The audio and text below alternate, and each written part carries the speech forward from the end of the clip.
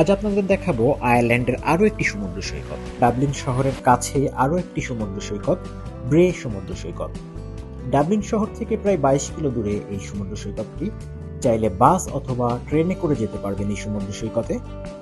এই সমুদ্র সৈকতের দৈর্ঘ্য 1 মাইল বা 1.6 কিলোমিটার। এই সমুদ্র সৈকতের সাথেই মিশে আছে পাহাড় এবং সাগরের এই মিলন দেখতে সত্যিই খুব মনোমুগ্ধকর।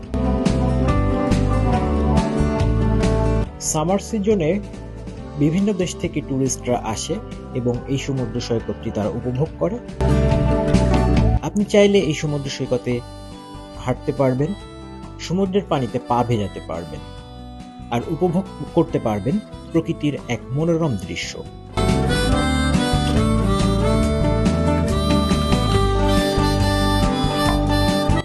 চলুন আপনাদের দেখাই এই সমুদ্র সৈকতের চারিপাশটা।